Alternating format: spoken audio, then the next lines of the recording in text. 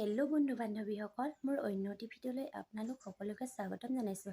আজি মানে ৰাতিপুৱা এপিনে যাব ওলালোঁ আৰু কিয় যাব ওলালোঁ ভাবিলোঁ আপোনালোককো দেখাওঁ, ব'লকচোন। এতিয়া আমি মেডিকেললৈ বুলি আহিলোঁ। আমি ক'লৈ আহিছোঁ আপোনালোকক দেখাই দিছোঁ। এয়া মেডিকেললৈ বুলি আহিছোঁ। পোৱালিটোক বেজী দিবলৈ আছে। এয়া ভেকচিন। ইয়াক মেকুৰীয়ে কামুৰিলে, সেইবাবে ইয়াক মেডিকেলত বেজী দিয়াই আছোঁ। এয়া পোৱালিটো দেখিছে কিমান অসতি কাম কৰি আছে। এইটো ইমান কান্দিছে।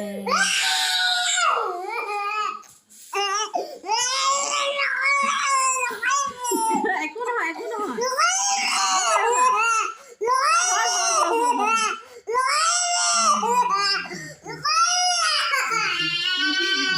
এয়া তাক বেজী দি দিলে কান্দিছে।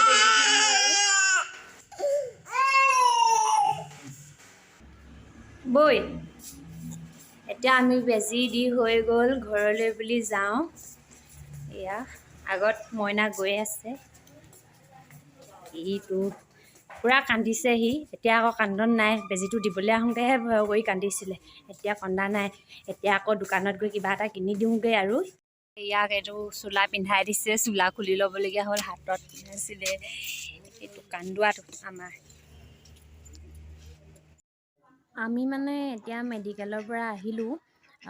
দেখালোৱে আপোনালোকক। আমাৰ ল'ৰাটোক ভেকচিন দিবলগীয়া আছিলে, কিয়নো যোৱা সোমবাৰে ইয়াক মেকুৰীয়ে কামুৰিছিলে। আমি 24 ঘণ্টাৰ ভিতৰত, ডক্টৰে কোৱা মতে 24 ঘণ্টাৰ ভিতৰত ভেকচিনটো দিব লাগে, নহ'লে শিশুটোৰ বাবে বেয়া। সেইবাবে আমি ইয়াক ৰাতিপুৱা কামোৱাৰ লগে লগে মেডিকেল লৈ গ'লোঁ। তাৰপৰা 18 তাৰিখ আছিলে, সেইদিনা সোমবাৰ আছিলে। সেইদিনাখন বেজী দিয়ালোঁ। তাৰপৰা আৰু আজি 21 তাৰিখে আছিলে, আৰু 25 তাৰিখে আছে, আৰু 15 তাৰিখে জানুৱাৰী 2024 চনৰ। মানে আমাৰ ঘৰত মেকুৰী নাই। ইমান সাৱধানতা অৱলম্বন কৰাৰ পাছতো ল'ৰাটোক মানে মেকুৰীয়ে কামুৰিলে। আৰু এই 2 মাহত ডক্টৰে কোৱা মতে ইমান মেকুৰী কুকুৰে ল'ৰা ছোৱালীবিলাকক কামুৰিছে। সেইটো বাবে মানে মাক বাপেকে হ'লেও, ঘৰৰ মানুহে হ'লেও বহুত সাৱধানতা ল'ব লাগে। কাৰণ কেলৈ মই ইমানখিনি লোৱাৰ পাছতো ল'ৰাটোক মেকুৰীয়ে কামুৰিলে, আৰু আগলৈ যাতে এনেকুৱা নহওক তাৰ প্ৰতি আৰু মই চকু দিব লাগিব। কিয়নো সৰু ল'ৰা, সিহঁতে একো নাজানে। আমি যদি গমেই নাপালোঁহেঁতেন কামোৰা, সেনেকৈ থাকি যোৱা হ'লে তাৰ ভৱিষ্যতৰ কথা আছে। সিটো পোনে উঠি আহিছেহে। তাৰ যদি সেইবিলাকত যিহেতু বহুত বীজাণু থাকে, কিমান কি হৈ যায় ক'বই নোৱাৰি। সেইবাবে গম পালোঁ কাৰণে তাক মই বেজী সোনকালে দিয়াই দিলোঁ। যিসকল মানুহে অকণমান আঁচুৰিছে বা অকণমানকৈ কামুৰিছে বুলি ভাবি মেডিকেল নকৰাই বা ঔষধ নোখোৱাই, তেনে ভুল আপোনালোকে নকৰিব। কিয়নো সেনেকুৱা ভুল কৰিলে ভৱিষ্যতে ল'ৰা বা ছোৱালীজনী বহুতেই সমস্যাৰ সন্মুখীন হ'বলগীয়া হ'ব।